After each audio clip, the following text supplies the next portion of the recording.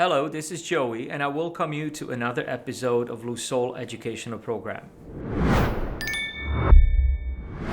Children, they can be incredibly adorable and gentle, but they can also be mischievous and cheeky.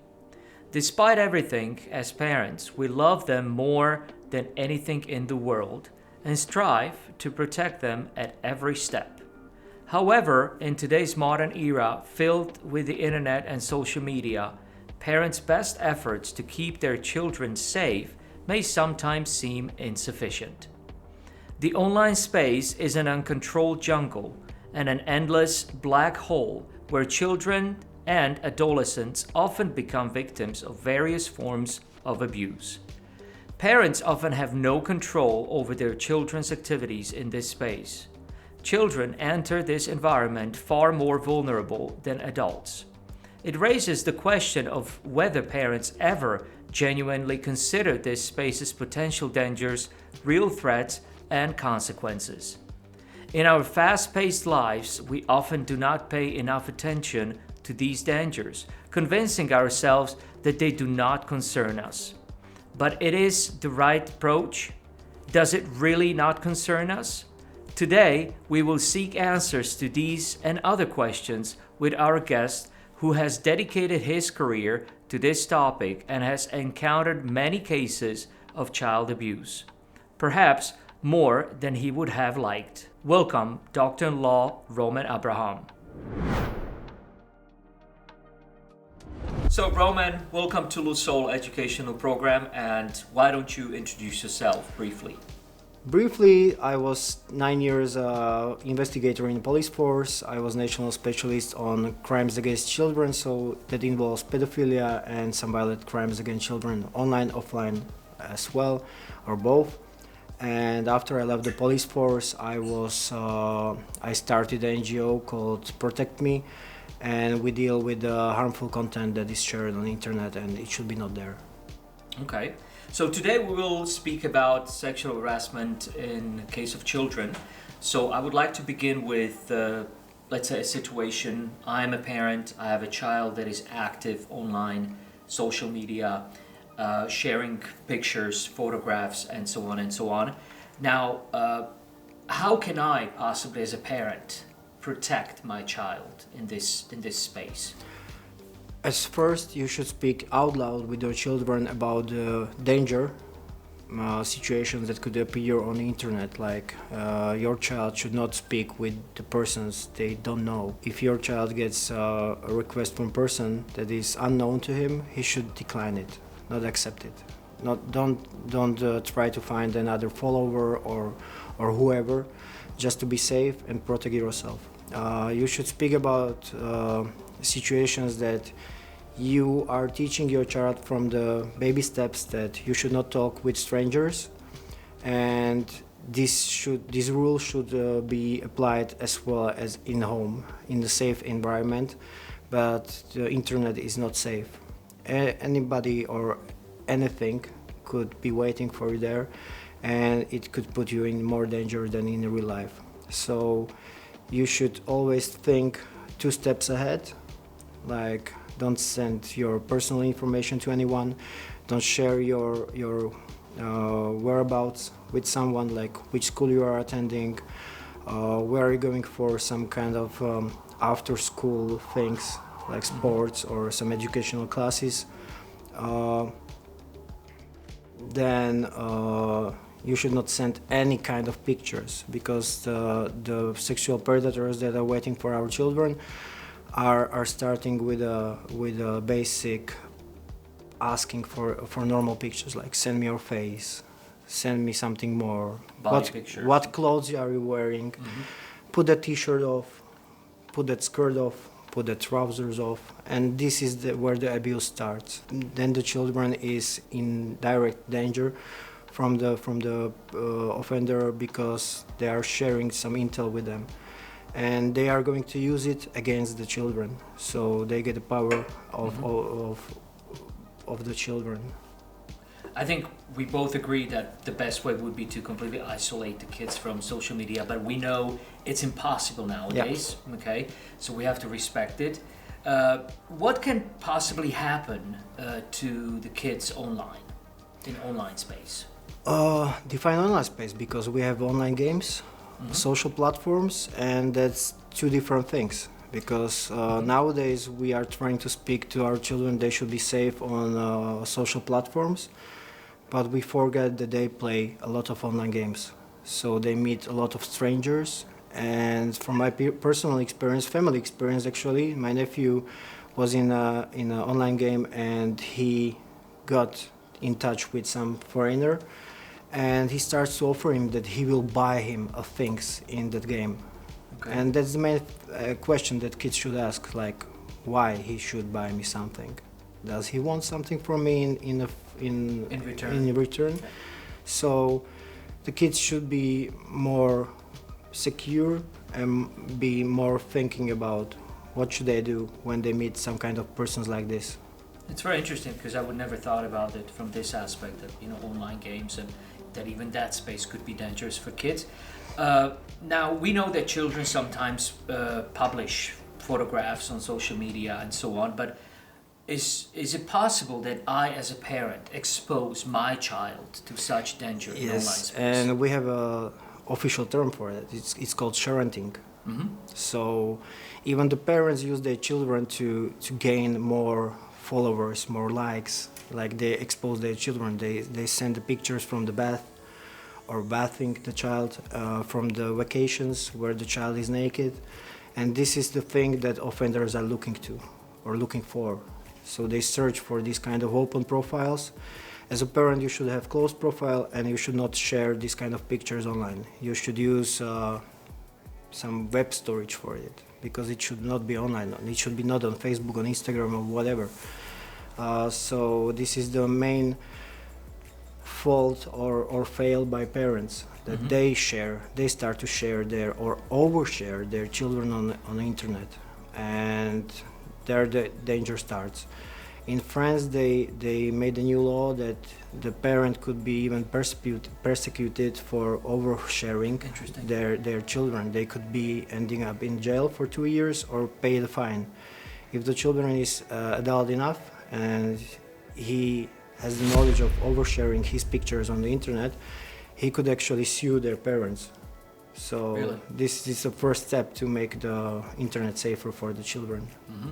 So let's say the pictures of my child are stolen in online space. From your professional experience, what usually happens to these pictures after they're basically taken away or stolen from my child? They are multiplied, so they are overshared by another predators, and it's nearly impossible to delete them all.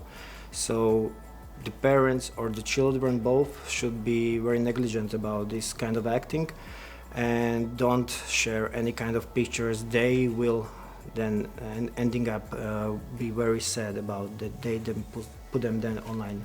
Mm-hmm. And from the aspect of predators, do they have any like a random selection, or is it specified by something? I mean, what kind of children they usually select for such activities? From my own perspective and my own experience, it happens to be more homophobic. Mm-hmm. So it's men looking for young boy, and even they could change their identity to be a young girl. They will download some kind of pictures. They will end up making a fake profile, and they start to connect with this kind of boys.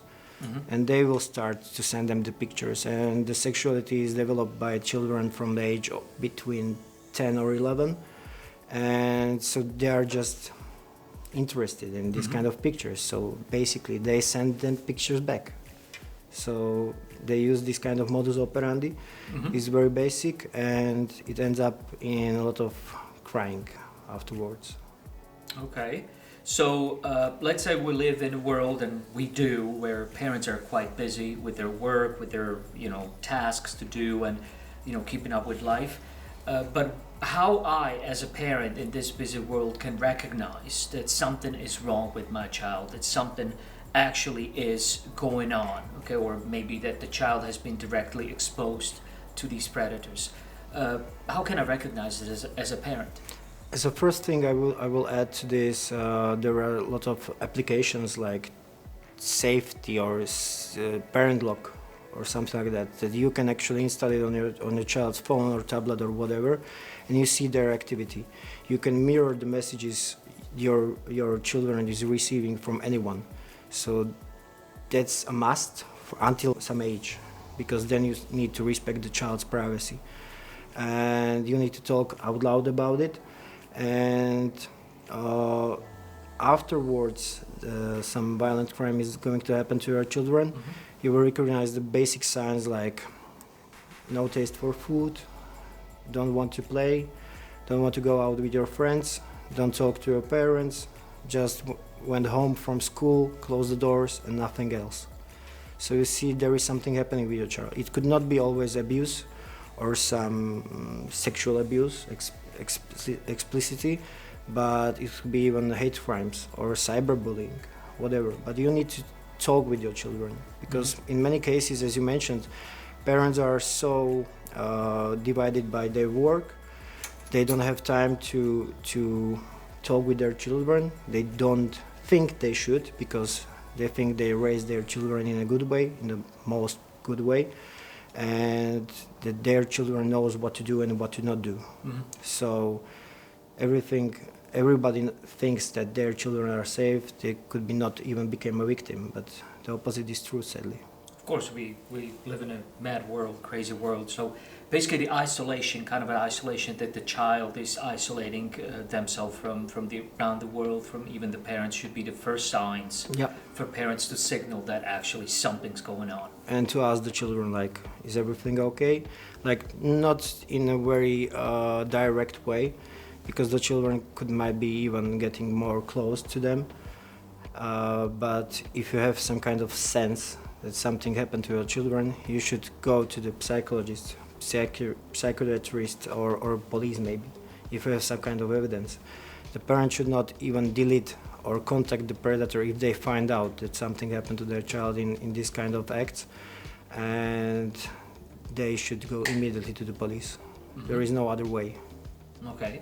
As predators, how do they operate? How do they work? What tools they use or ways they use to approach children? And then what do they offer these kids in, let's say, in return? As I mentioned, basically it's the basic modus operandi is that they use fake identity. So some guy, maybe 40 years of age, he used some downloaded pictures from internet from young woman or young girl.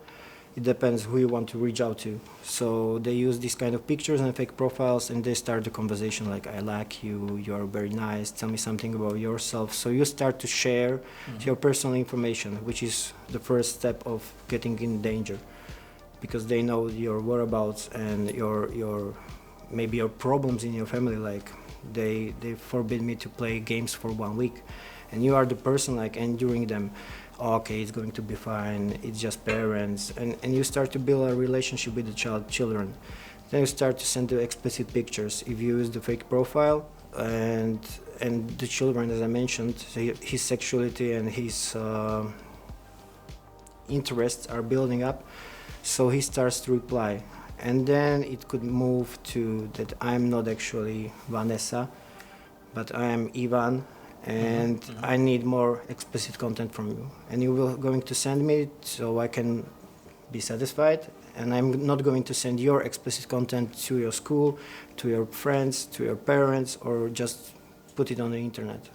So it's with, for example, sexual abuse with adults, it graduates to, asking for small things, and it grows to asking for more and more. Okay, now we're talking about sexual harassment of children online.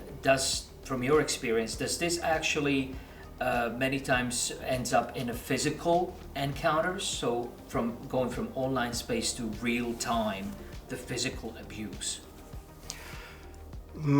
In my own experience, they are satisfied with the online abuse. So they are scared to actually move to offline abuse. But it happens. It happens not so many times, but it happens, and it's very sad. And the children should not go to that kind of meetings. As I mentioned, they are scared. So if you start to ignore them, ignore their threats, they will move on to other victim. But then is the main factor that the parents should know that something bad happened to my children. They should ask the children what happened and find out, and then move on with other steps to go through, for example, for the police.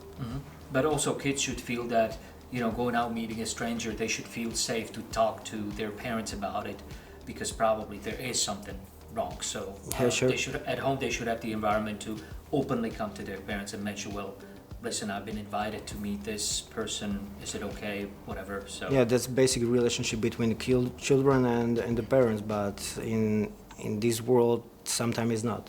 Sometimes the children are not speaking to their parents, or vice versa.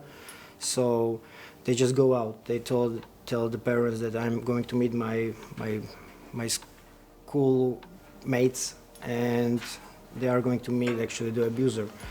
And on the meeting there will come an older man, and he will tell them that, okay, I was scared that you are actually the predator, and I am the parent of that child you should meet, so we should have a drink or coffee, or I will buy you ice cream. And then the circle starts again. yeah, so gradually again, Yeah. starting with simple things and moving on. Okay, as far as boys and girls, who is more affected? Is it the boys or is it the girls? It's very hard to tell worldwide, but you need to separate the regions. Like in US, it could be both. Europe is both, and in Asia, it's more of boys thing. So there is more abuse that happens to the boy or male children. And as a parent, how can I actually teach my child to be open, to come to me as a parent with telling me that there's some incident that happened recently, or that my child's been followed by somebody online? How can I let my children know that don't be afraid, come to me as a parent, I'm here to help? That depends. It's really hard to answer this kind of question, because I know only my parents and my family member parents. So it's very hard to say what should you do and what should you not do. The relationship between the children and parents happens to develop over the years. So basically the first year could be more important than the last year. So if you have a good relationship between the children and the parent, it's more often that children will step up from the shadow and tell the parents what happens. From some kind of statistics, the first person, the children that is going through some kind of abusive acts is the grandparent, then the friend. But when you tell the friend, it could end up with the bullying as well. So there is a lot of dangers and a lot of aspects that you cannot predict. Okay. Are there any cases that you might know about that actually children offer themselves? For example, some private pictures in return for, let's say, money or something like that. Do you know any cases like that? Yes, it happens in Austria, where the children sell their pictures for money in exchange, and then it ends up with him being the boss of some kind of children group, and he was reselling all kind of pictures and videos. So it's even the business. The children from socially lower families could ask for return even some materials, like give me food, give me some kind of vacation. I had one case where the children went with a foreigner for a weekend somewhere, and actually the parents let him go. Really? Because he was acting like a social helper. Okay. So he told them that I am okay, I just want to take your children out and make him have a good time, and it ends up with a weekend rape. So it happens. That's crazy. All kinds of stuff happens, and even the parents are not very commonly afraid of these kind of situations. They trust everybody, and that's crazy. So the predators are basically able to do anything Yeah. in order to achieve what they want to achieve. Now, many times we see predators as mostly male when it comes to child abuse. But do also female act like predators in these cases? Yes, especially in Asia, where the females use their own children on online platforms. I cannot name, maybe Omegle or whatever. Omegle is already shut down, but it's going to be replaced by other kind of programs. And they just get paid and being told what should they do to their own child. So this is the perfect example for a woman to be abusive. Okay, so it actually happens. Yeah. Interesting. And now, again, back to the position of the parent. How should I educate my child, or how should I basically direct my child about this possible sexual harassment, and teach them that sometimes they need to be, let's say, proactive and seek the help by themselves actively, independently? It's already very hard to talk with your children about this kind of topic, because all in sexual meaning topics is very hard to speak with your children, because you are embarrassed, children is embarrassed. So it should be talked out during the school. I think it will be the first step, like throughout the sexology or sexological teach, and they should be able to speak out to the counseling at the school, maybe not directly to the parents when they are not comfortable to sharing this kind of details or informations between themselves, and or maybe just find the anonymous side you can speak with, like hotlines or helplines, where you can speak with the lectured professional, and he will guide you throughout this whole process. Speaking of professionals, is there any global platform or anything that these children can actually seek help actively to the institutions? The global help is In Hope. It's a motherly based organization under which is operating 55 hotlines throughout 55 countries in the world. We are still getting more and more countries involved, but it's a process. So, you need to meet some kind of special criteria to be a part of this kind of family, and we are almost 300 analysts or professionals that we are taking care of these kind of situations.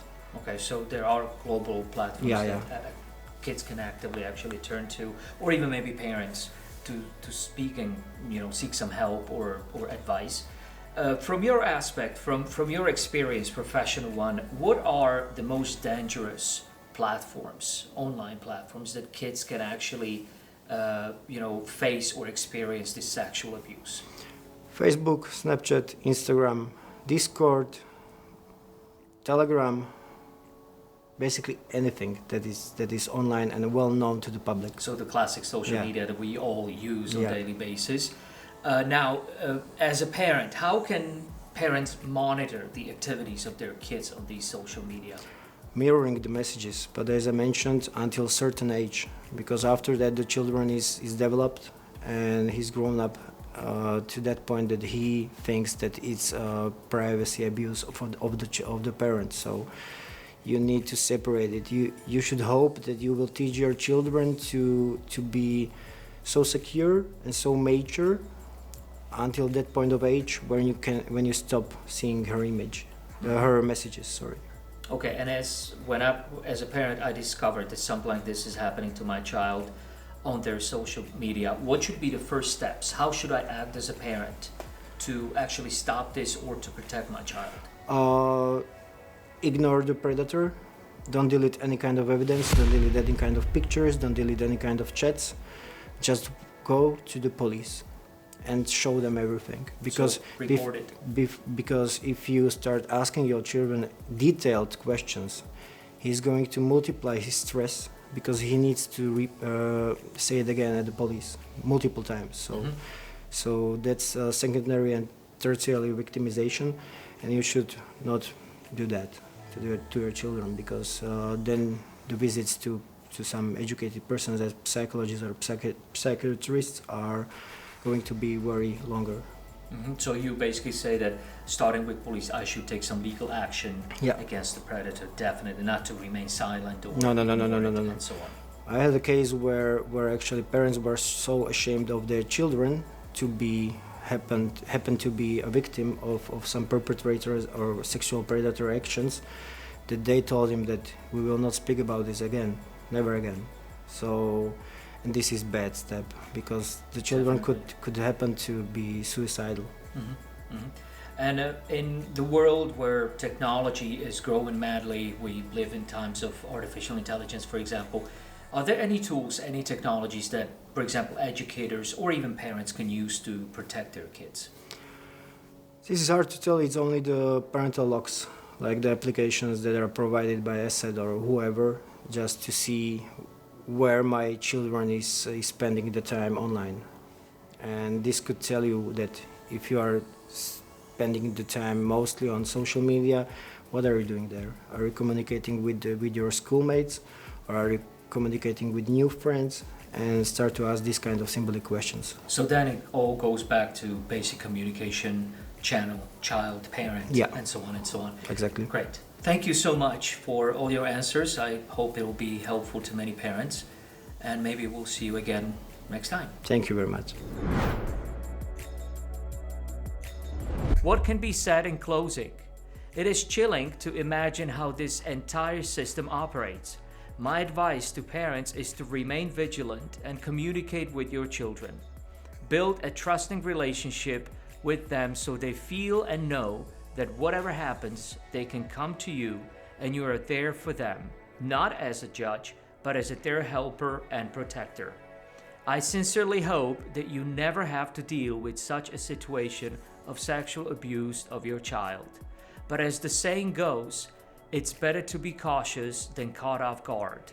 Thank you for watching, and goodbye.